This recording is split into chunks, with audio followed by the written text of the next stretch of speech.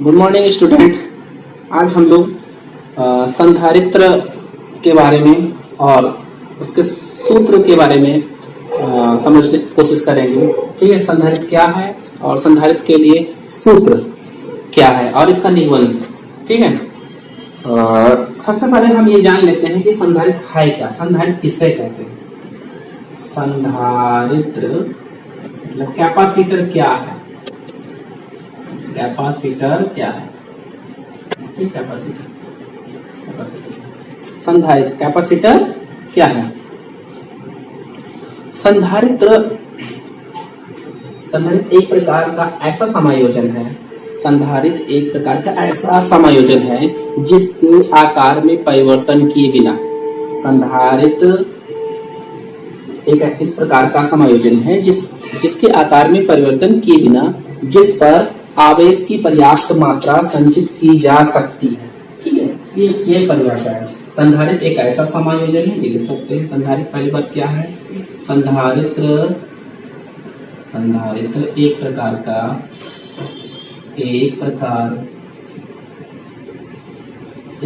का समायोजन है,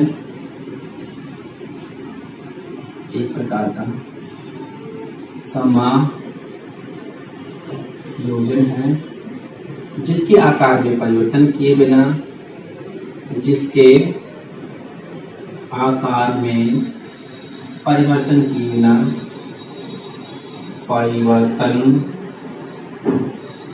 बिना आवेश की पर्याप्त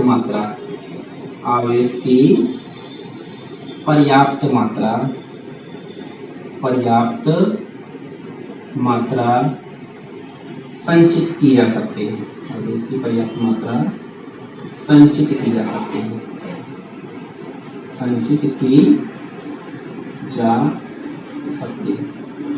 ठीक है। जैसे आप समझ सकते हैं संधारित्र एक इस प्रकार का संयोजन है, संधारित्र एक इस प्रकार का या एक प्रकार का समायोजन है जिसके आकार में परिवर्तन किए बिना उस पर आवेश की पर्याप्त मात्रा संचित की जा सकती है। कह सकते हैं संधारित्र एक प्रकार का डिवाइस है जो चार्ज को, सिंपल भाषा में कह सकते हैं, जो चार्ज को स्टोर करने का काम करता है। सिंपल लैंग्वेज में कह सकते हैं ये एक प्रकार का डिवाइस है, मतलब यंत्र है जो आवेशों को संचित करने का, इकट्ठा करने का काम करता है। ठीक है, संधारित्र कहाँ लगे होते हैं, जैसे आपने पंखा में लगा देखा होगा, एक कंडेंसर लगा होता है। ठीक है, हम इसको संधारित्र को कैपेसिटर के साथ साथ कंडेंसर भी कह सकते हैं। ठीक है, कैपेसिटर कह सकते हैं, इसका ओल्ड नेम कंडेंसर है। कैपेसिटर का पुराना नाम क्या है, कंडेंसर है। तो पंखे में जो कंडेंसर लगा रहता है, वो एक तरह का कैपेसिटर यानी कि संधारित्र का काम करता है। ठीक है, या आपने देखा होगा अगर कोई चार्जर वगैरह अगर फोड़ा जाए, ठीक है, किसी दिन हम आपको दिखा देंगे, तो उसमें छोटे छोटे से सिलेंड्रिकल टाइप में छोटे छोटे से डिवाइड लगे होते हैं। ठीक है, उसके आप पढ़ सकते हैं कुछ इस तरह से माइक्रोफैरड बना होता है, 2.5 माइक्रोफैरड या 5 माइक्रोफैरड, कुछ इस तरह से लिखे होते हैं। ठीक है, सिलेंड्रिकल शेप में। ठीक है, तो वो भी एक तरह का क्या है, कैपेसिटर यानी संधारित्र है। देखा अगर एक्चुअल में ये देखा जाए तो ये 3 प्रकार के होते हैं। अगर इनमें प्रकार आपको देखना है, 3 प्रकार के हैं। वैसे हमें सिलेबस में केवल समांतर पट्ट संधारित्र के बारे में ही पढ़ना है।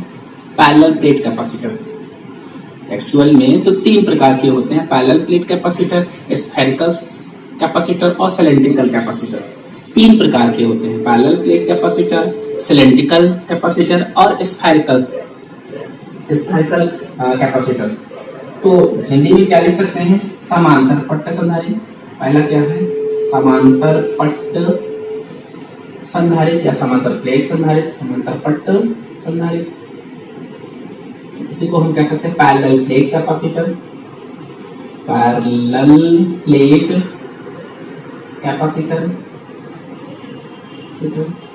ठीक है। दूसरा क्या है, दूसरा हम सिलेंड्रिकल कैपेसिटर कह सकते हैं, बेलनाकार संधारित्र, बेलनाकार संधारित्र, ये दूसरा टाइप है हमारा। सिलेंड्रिकल, क्या नाम हो सकता है इसका, सिलेंड्रिकल कैपेसिटर, सिलेंड्रिकल कैपेसिटर। और तीसरा हमारा क्या होगा, स्फेरिकल, गोलीय संधारित्र, गोलीय संधारित्र, ठीक है। इसको हम कह सकते हैं स्फेरिकल कैपेसिटर, स्फेरिकल कैपेसिटर, ठीक है। ये एक्चुअल में क्या काम करता है, एक प्रकार का यंत्र है जो आवेशों को संग्रहित करने का काम करता है, इकट्ठा करने का काम करता है। सिंपल लैंग्वेज में आपको अगर कहना है तो ये एक प्रकार का क्या है, संधारित्र हमारा यंत्र है जो आवेश को यानी कि चार्ज को इकट्ठा करने का काम करता है। ये तीन प्रकार के होते हैं, समांतर पट्ट संधारित्र यानी पैरेलल प्लेट कैपेसिटर, दूसरा क्या होता है हमारा सिलेंड्रिकल कैपेसिटर, तीसरा क्या होता है स्फेरिकल यानी कि गोलीय संधारित्र, ठीक है। लेकिन हमें जो पढ़ना है वो केवल समांतर पट्ट संधारित्र पैरेलल प्लेट कैपेसिटर के बारे में ही पढ़ना है, ठीक है, क्योंकि हमारे जो सिलेबस में है पैरेलल प्लेट कैपेसिटर है। फार्मूला हम वैसे देख लेंगे सिलेंड्रिकल का भी और स्फेरिकल का भी, लेकिन हमें जो पढ़ना है वो केवल समांतर पट्ट यानी पैरेलल प्लेट कैपेसिटर। तो अगर आप परिभाषा लिखना चाहें तो सबसे पहले ये लिख लीजिए कि संधारित्र एक प्रकार का समायोजन है जिसके आकार में परिवर्तन किए बिना, जिसके आकार में परिवर्तन किए बिना आवेश की पर्याप्त मात्रा संचित की जा सकती है, ठीक। इस तरह से लिख सकते हैं कैपेसिटर इज अ डिवाइस, ठीक है, capacitor is a device to store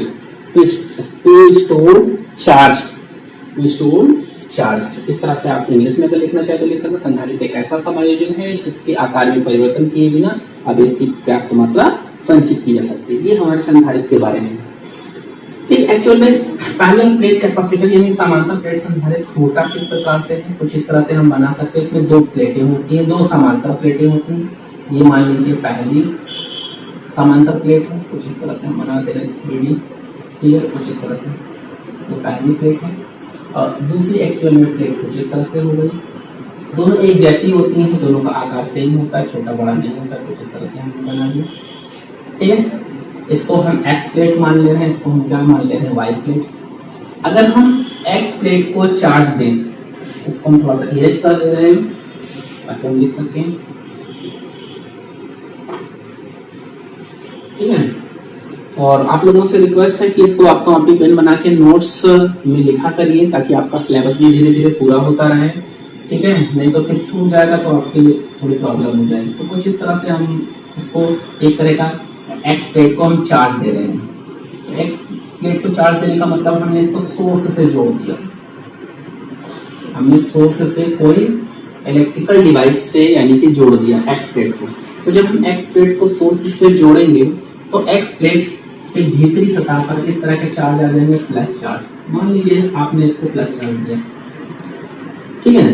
तो जब हम एक्स प्लेट को सोर्स द्वारा जोड़ेंगे और इसके समीप एक दूसरी प्लेट है, एक दूसरी प्लेट है, ये एक्स और वाई प्लेटों के बीच की दूरी जो होगी वो स्मॉल डी होगी, बहुत छोटी दूरी होगी। एक्स और वाई प्लेट के बीच का डिस्टेंस जो होगा स्मॉल डी जो होगा बहुत छोटा होगा, इस बात को आपको ध्यान रखना है, ठीक है। अभी आगे पढ़ेंगे फाइल में। तो अगर हम एक्स प्लेट को प्लस क्यू चार्ज देंगे तो फिर प्रेरण के द्वारा क्या होगा, प्रेरण के द्वारा, प्रेरण का मतलब होता है प्रेरित होना, ठीक है। प्रेरण का मतलब क्या होता है, प्रेरित होना। जैसे हम किसी दूसरे को देखकर प्रेरित हो जाते हैं कि वो ये काम कर रहा है, ठीक है, तो हमको भी ये करना चाहिए, ठीक है। और कुछ इस तरह से हम कह सकते हैं कोई पढ़ रहा है, कोई पढ़ने वाला प्रेरण देख लेता है, ठीक है, कि वो मेहनत कर रहा है, ये बन गया। तो इस तरह से यहाँ पर प्रेरण का काम करेगा। वैसे पहले लेसन में पढ़ा है कि हम किसी भी चालक पर 3 प्रकार से उसे चार्ज कर सकते हैं, मतलब आगे से किसी कंडक्टर को हम 3 प्रकार से, किसी कंडक्टर या चालक को हम 3 प्रकार से चार्ज कर सकते हैं। क्या क्या बताया गया होगा, आप एक बार रिवीजन कर दीजिए। पहला हमारा है फ्रिक्शन, फ्रिक्शन मतलब घर्षण के द्वारा। दूसरा क्या है, दूसरा कह सकते हैं कंडक्शन, कंडक्शन चालन के द्वारा।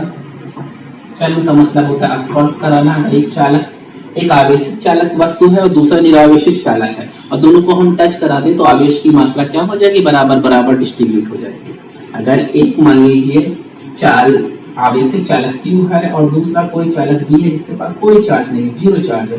अगर हम इसको तार द्वारा जोड़ दें तो क्या होगा, इसके पास भी जितना चार्ज होगा और इसके पास भी, दोनों के चार्ज को जोड़कर आधा आधा हो जाएगा। जब क्यू चार्ज है तो Q/2 इधर चला जाएगा, Q/2 इधर चला आएगा। ये क्या है, एक तरह का चालन, यानी स्पर्श के द्वारा हम किसी वस्तु को आवेशित कर सकते हैं। ये आवेशित वस्तु हमारी थी, ये निरावेशित वस्तु। फ्रिक्शन का मतलब होता है घर्षण के द्वारा। जैसे आपने देखा होगा कि जब हम कंघी को रूखे बालों से रगड़ते हैं और उसके संपर्क में कागज के छोटे छोटे टुकड़े लाए जाते हैं, तो कंघी क्या काम करती है, कागज के छोटे छोटे टुकड़ों को अपनी ओर आकर्षित करने लगती है। ये किसके द्वारा होता है, फ्रिक्शन यानी घर्षण के द्वारा हो सकता है।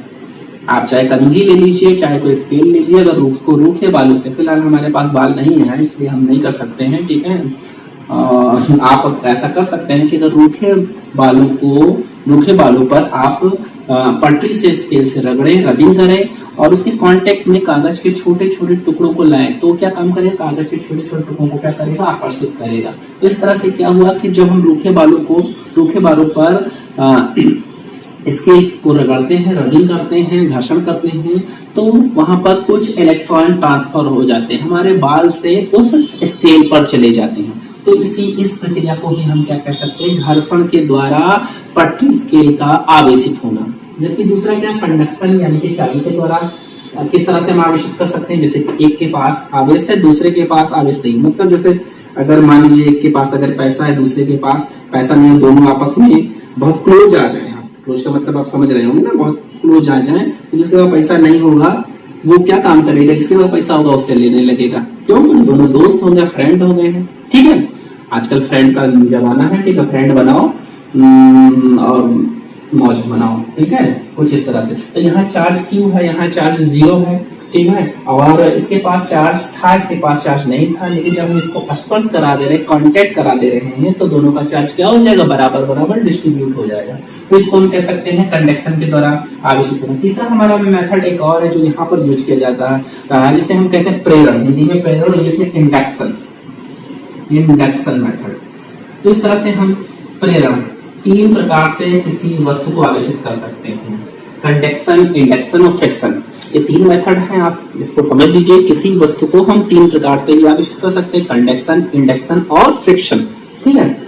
इंडक्शन यानी प्रेरण में क्या होता है, प्रेरण में ये होता है कि अगर कोई आदमी काम कर रहा है या कोई स्टूडेंट पढ़ रहा है और आप अगर उसके साथ में रहेंगे तो आप भी पढ़ने के लिए क्या हो जाएंगे, प्रेरित हो जाएंगे। अगर कोई हरामी बच्चा होगा जो घूमने वाला होगा और उसके साथ में रहेंगे तो आप भी थोड़े बहुत हरामी हो जाएंगे, ठीक है। तो जैसा इसीलिए कहा गया है, ठीक है, कि आप पढ़ने वाले बच्चों के साथ में रहें, घूमने वाले बच्चों के साथ ना रहें। ये किसके द्वारा प्रक्रिया, ये भी एक तरह का प्रेरण के द्वारा यानी इंडक्शन के द्वारा हमारा ट्रांसफर हो रहा है, ठीक है, ये प्रेरण इंडक्शन के द्वारा, ठीक है। तो इंडक्शन में यही है कि अगर हम एक्स प्लेट को सोर्स से जोड़ दे रहे हैं, उसको प्लस Q चार्ज दे रहे हैं, एक्स प्लेट को हम सोर्स से जोड़कर इसको प्लस Q चार्ज दे रहे हैं, तो प्रेरण के द्वारा क्या होगा, Y क्या होगा, कह सकते हैं कि जब आप प्लस प्लेट एक्स को प्लस Q चार्ज दे रहे हैं तो इसके संपर्क में जो Y प्लेट है तो क्या काम करेगी, ये जो प्लस चार्ज है इस Y प्लेट में उपस्थित, भाई आपने पढ़ा है कि जो हमारा मेटेलिक कंडक्टर है,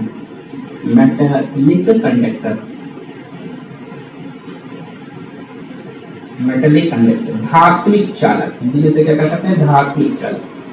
अब आपको समझना है कि धात्विक चालक में कितने प्रकार के कण होते हैं, थोड़ा बेसिक नॉलेज भी हमें होना चाहिए, क्योंकि जब तक आप बेसिक नॉलेज नहीं समझे तो धात्विक चालक में आप कह सकते हैं कि कोई भी पदार्थ किससे मिलकर बना होता है, परमाणु से। तो पहली बात एटम तो रहेगा ही रहेगा, एटम नहीं एटम, मैं तो एटम समझ लो, ठीक है, एटम्स तो रहेंगे ही रहेंगे, मतलब परमाणु क्या रहेंगे, परमाणु, हिंदी में भी लिखते हैं इसको परमाणु, ठीक है।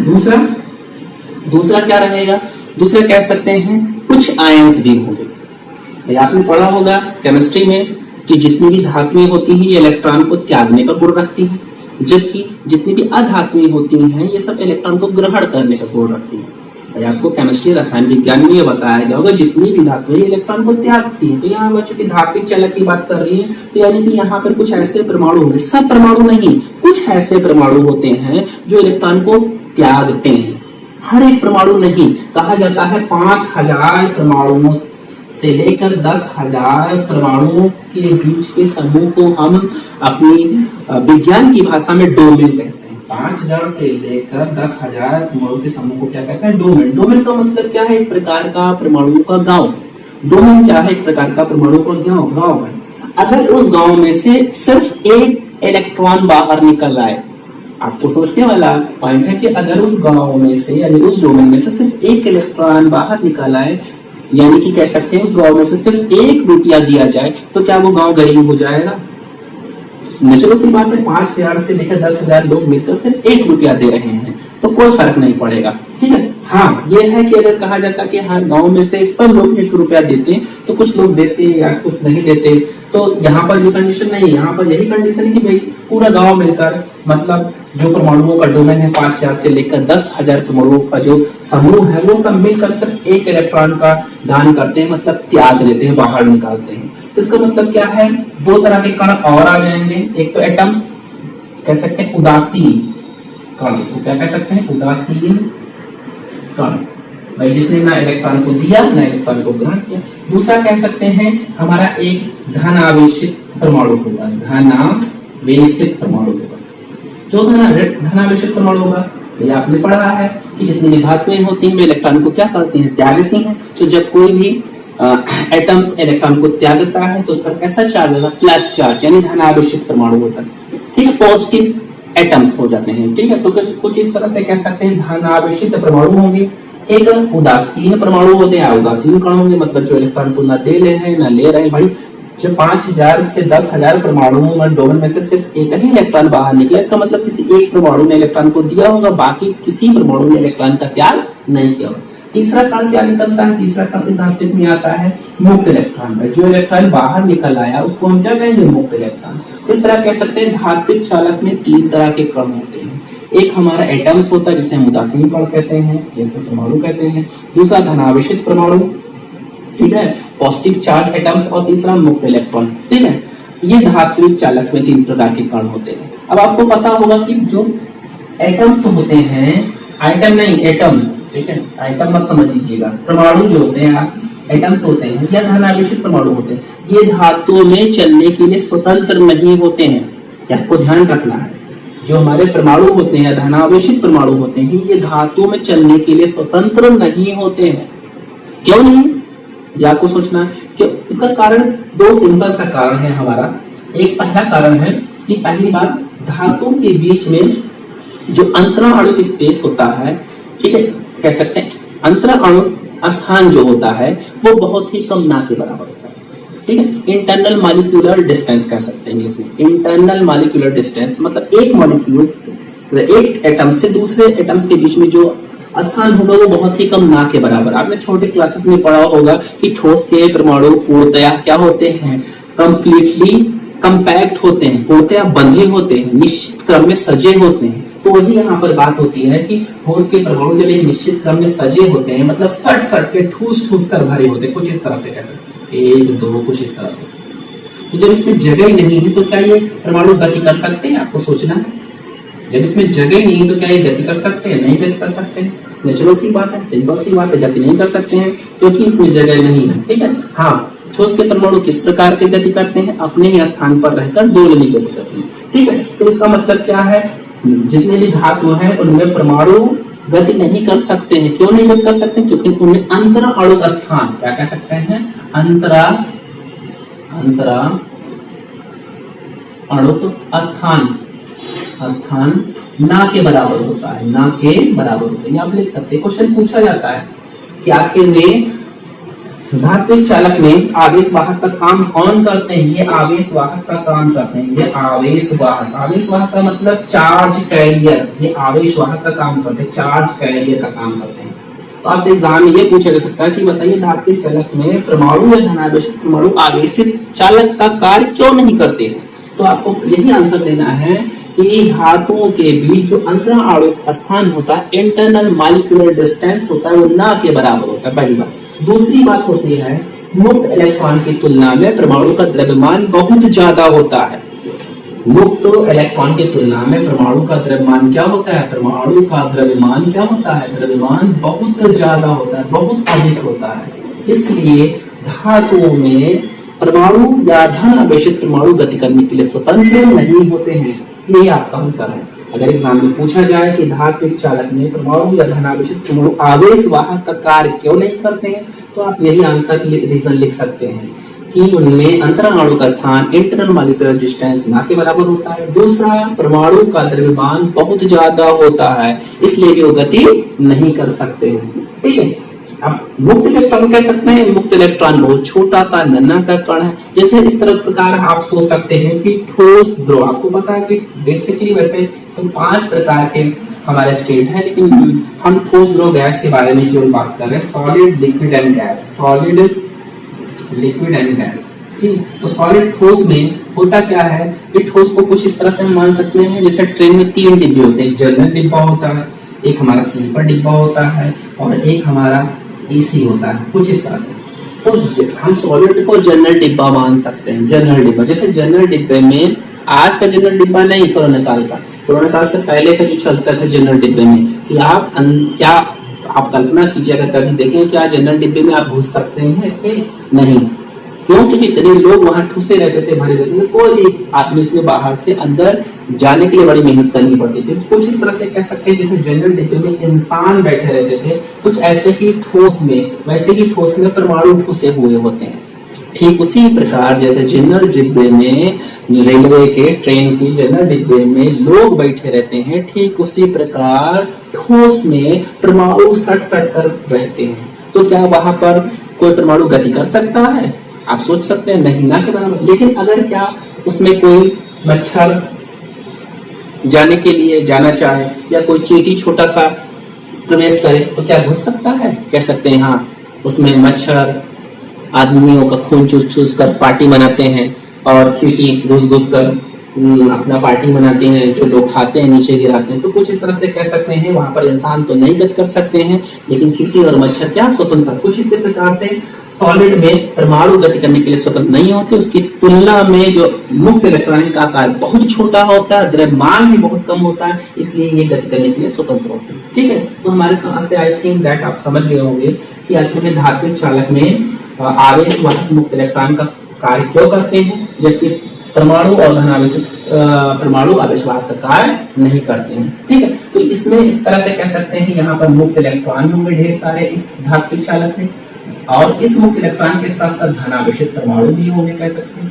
जितने, याद रखिएगा, जितने धनावेशित परमाणु होते हैं उतने ही मुक्त इलेक्ट्रॉन होते हैं। क्यों? क्योंकि मुक्त इलेक्ट्रॉन किससे पैदा हुआ है? धनावेशित परमाणु से पैदा हुआ है। मतलब कह सकते हैं मुक्त इलेक्ट्रॉन का बाप कौन है, पैदा करने वाला कौन है? धनावेशित परमाणु। तो इस तरह से जितने मुक्त इलेक्ट्रॉन होंगे उतने धनावेशित परमाणु होंगे। ठीक है, ये एक तरह का पेरेंट्स एटम इसको कहा जाता है कि जितने भी मुक्त इलेक्ट्रॉन होंगे उतने धनावेशित परमाणु होंगे, और इसमें बहुत सारे उदासीन परमाणु होते हैं, उदासीन परमाणु, तो हमें इससे मतलब नहीं। तो जब हम इसके बगल में कोई चार्ज एक्स प्लेट रख दे रहे हैं, वाई के पास तो कोई चार्ज है नहीं, लेकिन हम एक्स चार्ज प्लेट को, जिसको हमने सोर्स से जोड़ दिया, वाई प्लेट के बहुत क्लोज रख दिया, संपर्क लिख दिया, तो क्या काम करेगा? प्लस क्षेत्र किसको आकर्षित करेगा? आप सोच सकते हैं प्लस क्षेत्र किसको आकर्षित करेगा? भाई आपको प्लस क्षेत्र समझ सकते हैं, जैसे आप कह सकते हैं प्लस क्षेत्र किसको आकर्षित करेगा? क्या प्लस प्लस को आकर्षित करेगा? भाई क्या प्लस प्लस को आकर्षित करेगा? आप कह सकते हैं प्लस जितना भी होगा वो ऋणावेशित इलेक्ट्रॉन को आकर्षित करेगा। तो अगर प्लस ऋणावेशित इलेक्ट्रॉन को आकर्षित करेगा तो जितने भी इलेक्ट्रॉन है वो सब बाउंड्री पर इकट्ठा हो जाएंगे। क्यों? क्योंकि यह मिलने वाला, ठीक है, प्लस वाले माइनस वाले इलेक्ट्रॉन क्या हो जाएंगे? इकट्ठा हो जाएंगे। क्यों? क्योंकि आप समझ जाएंगे सामने वाला कुछ देने वाला है, लड्डू होने वाला है, मिलने वाला है। ठीक है, मिले चाहे ना मिले, लेकिन अट्रैक्शन की वजह से वो बाउंड्री पर क्या हो जाएगा? इस तरह से कह सकते हैं एक्स प्लेट ने वाई प्लेट के ऋणावेशित इलेक्ट्रॉन को अपनी तरफ आकर्षित कर लिया। तो अगर आकर्षित किया तो वाई प्लेट की भीतरी सतह पर कैसा चार्ज हो जाएगा? नेचुरल सी बात है, वाई प्लेट की भीतरी सतह पर ऋणावेशित चार्ज यानी नेगेटिव चार्ज आ जाएगा।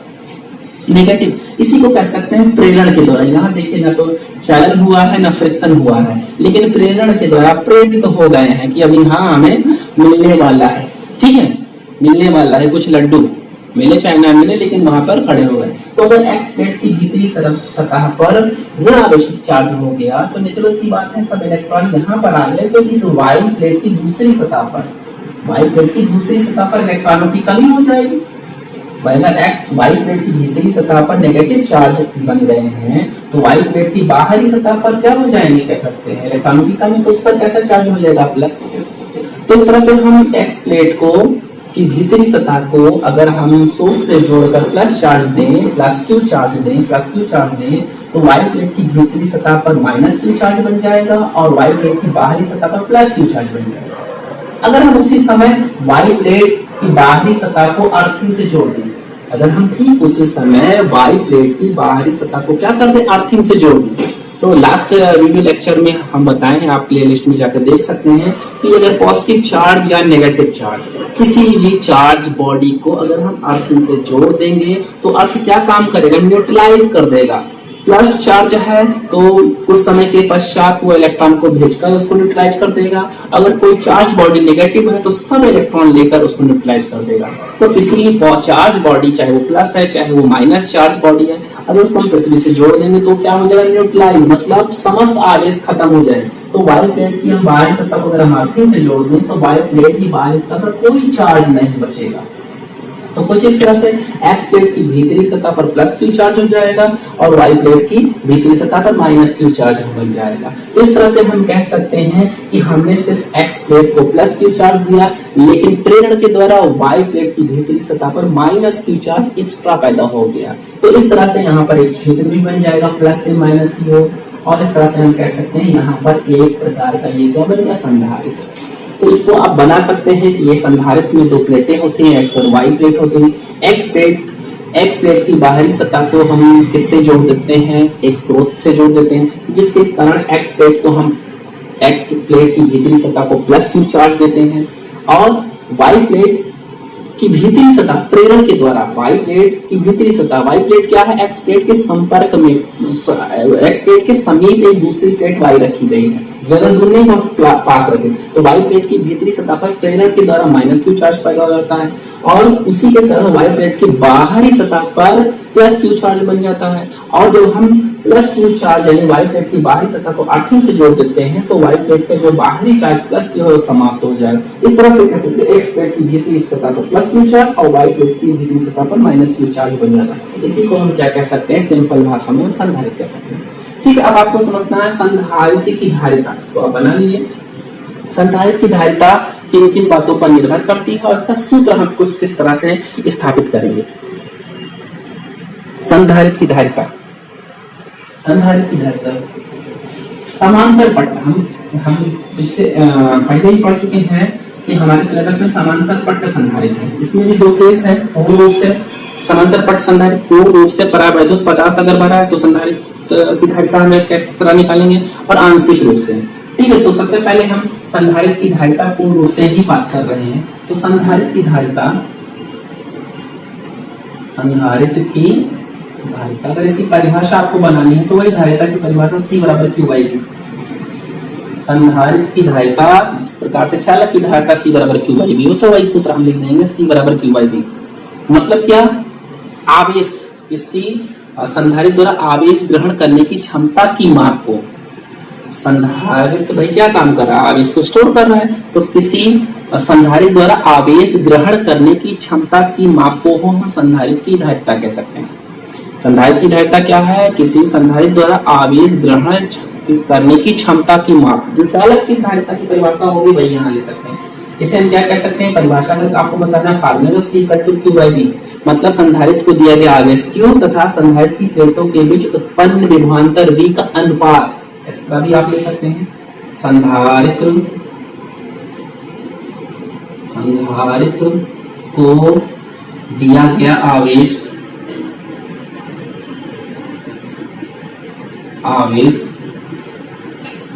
Q व संधारित्र के प्लेटों के बीच उत्पन्न विभवांतर V का अनुपात संधारित्र की धारिता कहलाती है। इस प्रकार भी ले सकते हैं, संधारित्र की धारिता संधारित्र द्वारा आवेश ग्रहण करने की क्षमता की माप को भी कह सकते हैं। वही चालक की परिभाषा अथवा करके आप या करके ये भी लिख लीजिए याद करके। संधारित्र की धारिता, संधारित्र की धारिता संधारित्र द्वारा आवेश ग्रहण करने की क्षमता, आवेश ग्रहण करने की क्षमता की माप को संधारित्र की धारिता कहते हैं। संधारित्र की धारिता, ठीक, मात्रक वही होगा फैरेड, जो धारिता का मात्रक है संधारित्र की धारिता, तो धारिता लास्ट में लिखा हुआ। तो इस तरह से आप परिभाषा लिख लें, ठीक। और समांतर पट्ट संधारित्र पूर्ण रूपेण अगर संधारित्र भरा है, अगर प्लेटों के बीच में मान लिया जाए, मान लीजिए ये हमारा संधारित्र कुछ इस तरह से हम एक्स बना ले रहे हैं और ये हमारा वाई प्लेट है, थोड़ा हम दूर दूर बना ले रहे हैं ताकि हमें समझ में आ जाए। एक्स प्लेट को हम कैसा चार्ज दे रहे हैं, प्लस की चार्ज दे रहे हैं, वाई प्लेट को किस तरह चार्ज दे रहे हैं, माइनस की चार्ज दे रहे हैं। एक्स प्लेट को हमने किससे जोड़ दिया, सोर्स से, क्योंकि जब आप सोर्स से जोड़ेंगे तभी एक्स प्लेट को चार्ज मिलेगा। ये हमारा सोर्स है, इस तरह से भी बना सकते हैं, सोर्स। वाई प्लेट की भीतरी सतह पर प्रेरण के द्वारा माइनस क्यू चार्ज बन जाएगा, यहाँ प्लस क्यू चार्ज, यहाँ minus Q charge. Y plate की बाहरी सतह को हम किससे जोड़ देंगे, अर्थिंग से जोड़ देंगे। वाई प्लेट की बाहरी सतह को अर्थिंग से जोड़ेंगे, क्यों अर्थिंग से जोड़ेंगे, क्योंकि न्यूट्रलाइज हो जाए। इस तरह से यहाँ पर प्लस क्यू चार्ज और माइनस क्यू चार्ज के बीच एक क्षेत्र बन जाएगा। और अगर हम इसके बीच में परावैद्युत पदार्थ रख दें, परावैद्युत पदार्थ जैसे कागज, मोम या जल लिख दिया जाए, ठीक है, लास्ट वीडियो लेक्चर में आपने पढ़ा है जल का परावैद्युत पदार्थ सबसे ज्यादा होता है। भाई आपने कभी सोचा है कि हम इन्वर्टर में जो पानी डालते हैं, जिसे हम डिस्टिल वाटर या आसुत जल कहते हैं, क्यों डाला जाता है? हम आसुत जल की जगह कुछ और क्यों नहीं डाल सकते, ठीक है। तो यहाँ से क्लियर है कि आसुत जल एक प्रकार का परावैद्युत पदार्थ है। आसुत जल का मतलब है वह जल जिसे हम गर्म करके भाप बनाएं, फिर वापस भाप को फिर जल में परिवर्तित कर लें, तो ये हमारा एक प्रकार का आसुत जल है। जैसे वर्षा का जल एक प्रकार का आसुत जल है, ठीक है। हालांकि इसमें कुछ एसिड भी मिले होते हैं, जैसे सल्फ्यूरिक एसिड, क्योंकि वायुमंडल में सल्फर डाइऑक्साइड भी पाया जाता है और हाइड्रोजन दोनों आपस में क्रिया करके सल्फ्यूरिक एसिड बना लेते हैं, या कार्बन डाइऑक्साइड हाइड्रोजन के साथ क्रिया करके कार्बनिक एसिड बना लेते हैं, ठीक है। और इसी एसिड के कारण जो वर्षा होती है उसे हम कह सकते हैं रेन एसिड वर्षा भी कह सकते हैं, अम्लीय वर्षा। इस अम्लीय वर्षा के कारण ही कह सकते हैं ताजमहल का जो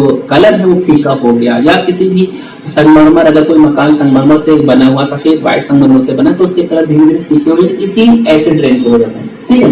अब अलग टॉपिक है।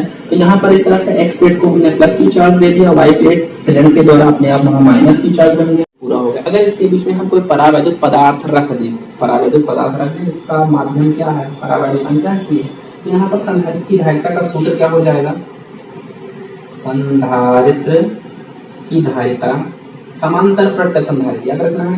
संधारित्र कैसा, समांतर पट्ट लिख दे रहे हैं यहाँ पर, नहीं तो आप कंफ्यूजन में किसके बारे में लिखा जा रहा है, समांतर पैरेलल प्लेट, समांतर पट्ट संधारित्र, समांतर पट्ट संधारित्र। पैरेलल प्लेट कैपेसिटर की धारिता C बराबर 1/0 K/d, C बराबर 1/0 K/d। समांतर पट्ट संधारित्र की धारिता C बराबर क्या होगी, 1/0 K/d, ठीक है। तो आप ये लिख सकते हैं कि समांतर पट्ट संधारित्र की धारिता कितनी होती है, C बराबर 1/0 K/d, जहाँ A क्या है, इस प्लेट का एक्स और वाई प्लेट का पृष्ठीय क्षेत्रफल है, कह सकते हैं एक्स और वाई प्लेट का क्या है, पृष्ठीय क्षेत्रफल। कुछ इस तरह से हम सोच सकते हैं, जैसे हमने मान लिया कुछ इस तरह से ये हमारा एक्स प्लेट है, ठीक है, और ये हमारे इसी के बगल में एक दूसरी प्लेट है, तो ये जो सतह होगी यही ए हमारा है, ध्यान रखें। मान लीजिए ये हमारा एक्स प्लेट है, ये दो, इसके बगल में दूसरी प्लेट वाई है, तो ये जो सतह होगी अंदर वाली, इसी को हम ए कहेंगे। तो ए क्या है, प्लेट का क्षेत्रफल है, एप्सिलॉन नॉट क्या है, निर्वात की विद्युतशीलता है, के क्या है, माध्यम का परावर्तन, जो आप माध्यम भर रहे हैं उसका परावर्तन के होगा, डी क्या है, स्मॉल डी, उन प्लेटों के बीच की दूरी है, एक्स और वाई प्लेटों के बीच की दूरी होगी, स्मॉल डी। इस तरह से समांतर पट्ट संधारित्र की धारिता C बराबर क्या हो जाएगी, A/0 K/d। तो इसको भी आप नोट कर लीजिए, स्क्रीनशॉट ले लीजिए। ठीक है, अब हम देखिए, अब आगे ये समझना है कि संधारित्र की धारिता किन किन बातों पर निर्भर करती है। संधारित्र की धारिता किन किन बातों पर निर्भर करती है। संधारित्र की धारिता, संधारित्र क्वेश्चन ये पूछा जाता है, संधारित्र की धारिता किन किन बातों पर निर्भर करती है, किन किन बातों पर निर्भर करती है। तो कह सकते हैं संधारित्र की धारिता, समांतर पट संधारित्र की धारिता का सूत्र क्या है, एप्सिलॉन नॉट k/d। तो सिंस यहाँ एप्सिलॉन नॉट जो है वो हमारा कांस्टेंट है, इसकी वैल्यू 8.85 × 10⁻⁻12 होती है। ठीक है, एक प्रकार का क्या माना जा सकता है, कांस्टेंट। ये क्या है, निर्वात की वैल्यू c का। तो अगर ये कांस्टेंट है तो इस तरह से कह सकते हैं c तीन बातों पर निर्भर करे। c is directly proportional to a, c is directly proportional to capital A, c is inversely proportional to 1/0। इस तरह से हम कह सकते हैं संधारित्र की धारिता निम्न तीन बातों पर निर्भर करती है। समांतर पट संधारित्र की धारिता, संधारित्र की धारिता निम्न तीन बिंदुओं पर, निम्न तीन बातों पर, निम्न तीन बातों पर निर्भर करती है, निर्भर समांतर पट संधारित्र की धारिता निम्न तीन बातों पर निर्भर करती है। किन तीन बातों पर? नंबर 1 कह सकते हैं प्लेटों के क्षेत्रफल के अनुपाती, या प्लेटों के क्षेत्रफल के समानुपाती। समानुपाती का मतलब क्या होता है, समानुपाती होती है। समानुपाती का मतलब है कि अगर a को बढ़ाएंगे तो c भी बढ़ेगा, a को घटाएंगे तो c भी, a मतलब दुगना कर देंगे तो c भी दुगना हो जाएगा, अगर a को हम आधा कर देंगे तो c भी बढ़ेगा। तो नंबर 1 यह प्लेटों के क्षेत्रफल के समानुपाती है, यदि हम सूत्र ले सकते हैं c is directly proportional to a। नंबर दूसरा, यह परावैद्युत पदार्थ के, यह माध्यम के परावैद्युत पदार्थ के, यह परावैद्युत पदार्थ, परावैद्युतांक, माध्यम के परावैद्युतांक कैसे ले सकते हैं, माध्यम के परावैद्युतांक के समानुपाती होता है, समानुपाती होता है। इसके बाद हम ये सूत्र ले सकते हैं। और तीसरा और लास्ट, यह प्लेटों के बीच की दूरी के व्युत्क्रमानुपाती होता है। तीसरा और लास्ट पॉइंट हम क्या ले सकते हैं, यह प्लेटों के बीच की दूरी के व्युत्क्रमानुपाती होता है। तीसरा हम ये ले सकते हैं। थर्ड और लास्ट है, यह थोड़ा हल्का चल रहा है, मान के इसको बोलिए, यह प्लेटों के बीच, यह प्लेटों के बीच की दूरी के व्युत्क्रमानुपाती, इनवर्सली इसको कहते हैं, व्युत्क्रमानुपाती होता है। व्युत्क्रमानुपाती मतलब इनवर्सली, ठीक है। यह प्लेटों के बीच की दूरी के व्युत्क्रमानुपाती होता है, यानी कि c is directly proportional to 1/d। ठीक है, तो इस तरह कह सकते हैं समांतर पट संधारित्र की धारिता निम्न तीन बातों पर निर्भर करती है। नंबर 1 प्लेटों के क्षेत्रफल के अनुपाती, नंबर दूसरा यहाँ परावैद्युत माध्यम के परावैद्युतांक के समानुपाती, और नंबर तीसरा या प्लेटों के बीच की दूरी d के व्युत्क्रमानुपाती होता है। ठीक है, इसको आप नोट कर लीजिए। ठीक है, इसको आप स्क्रीनशॉट कर लीजिए, नोट कर लीजिए, ताकि संधारित्र तक यहाँ हमारा कंप्लीट हो गया। अब हमें इसका निगमन करना है कि संधारित्र की धारिता का सूत्र किस प्रकार हम स्थापित करें। ठीक है, संधारित्र की धारिता C बराबर A/0 k/d कहाँ से आया, कैसे है, इसका हम डेरिवेशन कर दें ताकि आज का वीडियो लेक्चर हमारा पूरा हो जाए।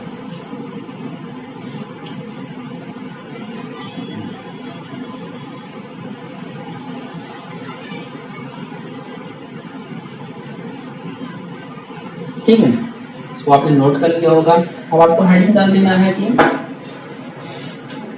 समांतर पट संधारित्र की धारिता जब प्लेटों के बीच परावैद्युत पदार्थ पूर्ण रूप से भरा हो। समांतर पट संधारित्र की धारिता, समांतर पट संधारित्र की धारिता, इस तरह से हम हेडिंग डाल सकते हैं। मोस्ट इंपॉर्टेंट स्टार लगा लीजिए, ट्रिपल स्टार, ट्रिपल एक्स। ठीक है ना, जैसे ट्रिपल एक्स आता है, ठीक है, फिल्म में मोस्ट इम्पोर्टेंट, ठीक है। वैसे कुछ इस तरह से काफी इंपॉर्टेंट डेरिवेशन है, अक्सर एग्जाम में आने की इसकी संभावना सबसे ज्यादा प्रबल रहती है।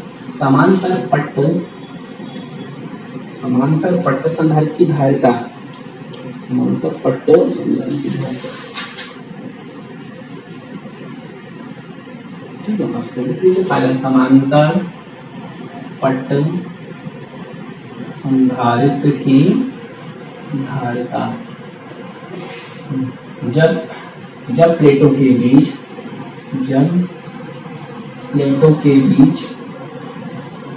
पूर्ण रूप से परावैद्युत पदार्थ भरा हो,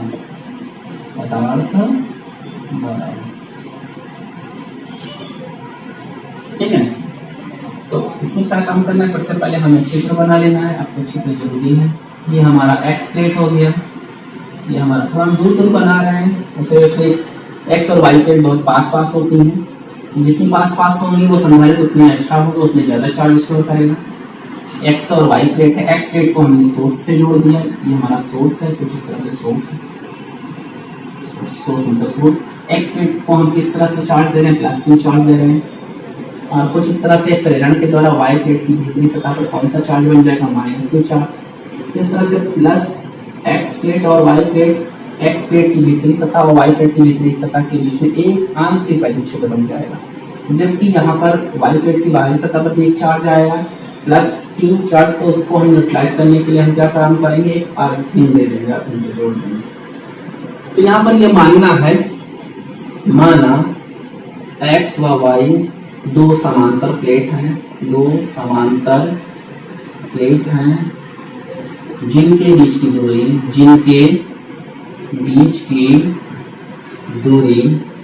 स्मॉल डी है। माना एक्स व वाई दो समांतर प्लेट है जिनके बीच की दूरी स्मॉल डी व इनका पृष्ठीय क्षेत्रफल कैपिटल ए है। एक्स प्लेट को स्रोत द्वारा जोड़कर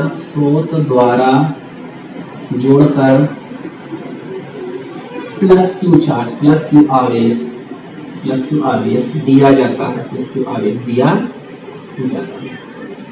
ठीक है। माना एक्स व वाई दो समांतर प्लेट है जिनके बीच की दूरी स्मॉल डी है, वह उनके पृष्ठीय क्षेत्रफल कैपिटल ए है।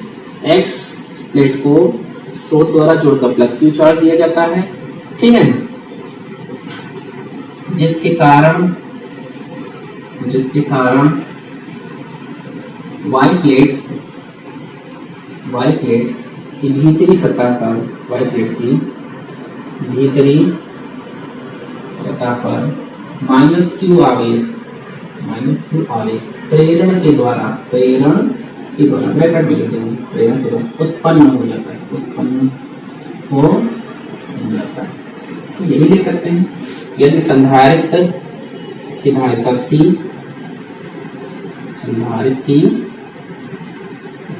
C और प्लेटों के बीच की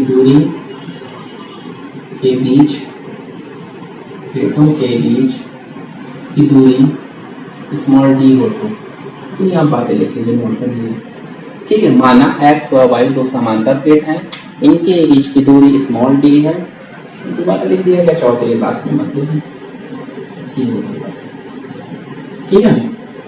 वह उनके पृष्ठीय क्षेत्रफल कैपिटल ए है। एक्स प्लेट को स्रोत द्वारा जोड़कर प्लस क्यू आवेश दिया जाता है, जिसके कारण वाई प्लेट की भीतरी सतह पर माइनस क्यू आवेश किसके द्वारा, प्रेरण के द्वारा उत्पन्न हो जाता है। संधारित्र की धारिता सी हो तो, ठीक है। तो अब सबसे पहले हम इसका डेरिवेशन D1 कैसे करेंगे, ये हम डेरिवेशन बता रहे हैं किसका, समांतर पट्ट संधारित्र की धारिता का सूत्र बता रहे हैं। जब पूर्ण रूप से, दो डेरिवेशन है, पूर्ण रूप से संधारित्र की धारिता कितनी होगी और आंशिक रूप से जो संधारित्र की धारिता हम नेक्स्ट वीडियो लेक्चर में पढ़ेंगे। आज हम केवल समांतर पट्ट संधारित्र की धारिता पूर्ण रूप से वाला पढ़ेंगे। तो कैसे, कुछ इस तरह से आप फिगर बना लेंगे और इसको नोट कर लेंगे। अपने लास्ट प्रीवियस वीडियो लेक्चर में क्रॉस वाले लेसन में पढ़ा है कि अगर कोई प्लेट है, धात्विक प्लेट है, अगर हम इसको चार्ज दें, धात्विक प्लेट है, अगर हम इसको चार्ज दें, प्लस क्यू चार्ज दें, तो इसके समीप बिंदु P पर उत्पन्न वैद्युत क्षेत्र की तीव्रता equal to epsilon naught into K, कुछ इस तरह से आ जाए। अगर माध्यम कह सकते हैं, अगर निर्वात है तो के नहीं आएगा, लेकिन अगर माध्यम के है तो हम के ले देंगे। तो यहाँ पर कुछ इस तरह से ही लगाया जाएगा। एक्स प्लेट के समीप उत्पन्न वैद्युत क्षेत्र की तीव्रता। इसलिए बहुत सारे लेसन में जो पढ़ाया जा रहा था तो हमने बता दिया कि फार्मूला इंपॉर्टेंट है, आगे चल के आपको जरूरत पड़ेगी। इसलिए आप अगर आपने वीडियो नहीं देखा है तो अपनी लिस्ट में जाकर गॉस वाला लेसन पहले देख लीजिए। उसमें इसमें ये फार्मूला बताया गया, इसका निर्माण भी कराया गया, तो इसको आप नोट कर लीजिए, ठीक है।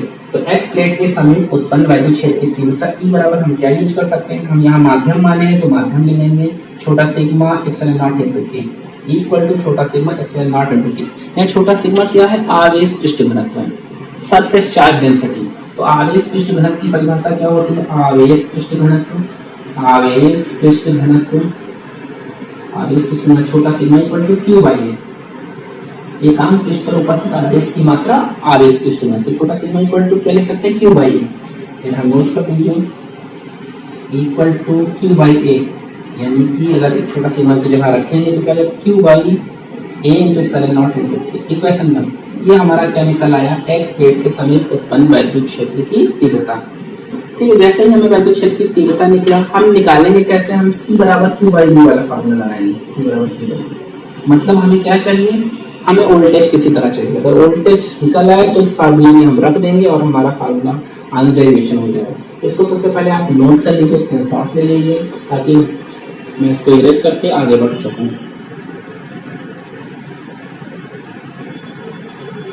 ठीक है, नोट कर लीजिए।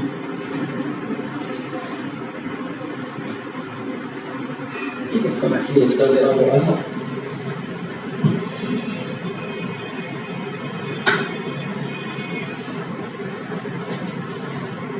ठीक है, अब हमें क्या करना है, विभवांतर निकालना है, एक्स और वाई प्लेट के बीच विभवांतर। तो विभवांतर का फार्मूला क्या होता है, V बराबर E बराबर V बाई डी, E बराबर V बाई डी। ठीक है, ये आप वैद्युत विभव वाले लेसन में जाके समझ सकते हैं। ठीक है, ठीक, इसको हमने ऑफलाइन पढ़ाया था, ऑनलाइन में ही पढ़ाया था। ठीक है, तो फिलहाल इसको आप उसे लेसन वाली कॉपी में खोलिए, उसमें देखिए ई बराबर क्या आएगा, V बाई डी। ठीक है, विभव प्रवणता वाले टॉपिक में ये लिख जाएगा। ई क्या है, वैद्युत क्षेत्र है, V क्या विभवांतर है, डी क्या है उनके बीच की दूरी। तो ई बराबर अगर V बाई डी है तो V बराबर हम क्या ले सकते हैं, ED। V बराबर क्या ले सकते हैं, ED। V बराबर ED। तो V बराबर अगर ED है तो E का मान उठा के हम रख देंगे समीकरण 1 से, समीकरण 1 से क्या निकल आएगा, V बराबर विभवांतर, मतलब x और y प्लेट के बीच में कितना विभवांतर होगा, क्या ले सकते हैं, Q upon A epsilon naught K into D। तो कुछ इस तरह से ये इक्वेशन सेकंड निकला। ये क्या निकला, x और y प्लेट के बीच विभवांतर। कैसे समझ लीजिए, पहले हम x प्लेट के समीप उत्पन्न वैद्युत क्षेत्र की तीव्रता का सूत्र लगाएंगे गॉस वाले रिलेशन से, E इक्वल टू छोटा sigma upon epsilon naught into K, E equal to छोटा sigma upon epsilon naught into K। ठीक है, जहाँ छोटा सिग्मा क्या है, आवेश पृष्ठ घनत्व, तो अगर छोटा सिग्मा आवेश पृष्ठ घनत्व तो छोटा सिग्मा इक्वल टू क्या ले सकते हैं, Q बाई A। तो छोटा सिग्मा की जगह Q बाई A जैसे लिखेंगे तो E इक्वल टू क्या होगा, Q by A epsilon naught into K। इसको क्या मान लेंगे, क्वेश्चन में ये हो गया क्या, एक्स प्लेट के समीप उत्पन्न वैद्युत क्षेत्र की तीव्रता। और वैद्युत क्षेत्र की तीव्रता E और विभवांतर V में क्या संबंध होता है, E equal to V by D या V equal to cross multiply करेंगे V बराबर ED। V बराबर क्या लिख देंगे, ED। तो अगर V बराबर ED है तो V बराबर E की वैल्यू जो आपने इक्वेशन 1 से निकाली वो सब्स्टिट्यूट हम यहाँ कर ले रहे हैं, E की जगह हमने रख दिया गया। और जैसे ही हमें विभवांतर मिलेगा, जैसे ही हमें विभवांतर मिलेगा वैसे हम संधारित्र की धारिता का सूत्र लगा देंगे, C equal to Q by V। तो Q बाई V समीकरण 2 से वोल्टेज की वैल्यू आप रख दीजिए, तो C equal to Q upon A epsilon naught K by D। यहाँ से Q से Q कैंसिल हो गया, तो दिस इंप्लाइड अपॉन तो अपॉन ऊपर चला जाएगा, यानी कि C equal to A epsilon naught K by D। तो कुछ इस तरह से हमारा समांतर पट्ट संधारित्र की धारिता का सूत्र निकल आया। यही समांतर पट्ट संधारित्र की धारिता का सूत्र है, C equal to A epsilon naught K by D। इसको आप नोट कर लीजिए, C equal to A epsilon naught K by D। ठीक, अगर यहाँ पर निर्वात कहें या वायु कहें, निर्वात या वायु के लिए हम क्या लिख सकते हैं, के की वैल्यू 1 ले सकते हैं। के की वैल्यू 1 लिखेंगे तो हमें सी की जगह सी नॉट लिखना पड़ेगा। सी की जगह सी नॉट, सी क्या है, माध्यम में, ऐसे कह सकते हैं सी क्या है, माध्यम में संधारित्र की धारिता, संधारित्र की धारिता, धारिता सी क्या है, धारिता। सी नॉट क्या है, सी नॉट को हम क्या कहेंगे, निर्वात में संधारित्र की धारिता, निर्वात में संधारित्र की धारिता।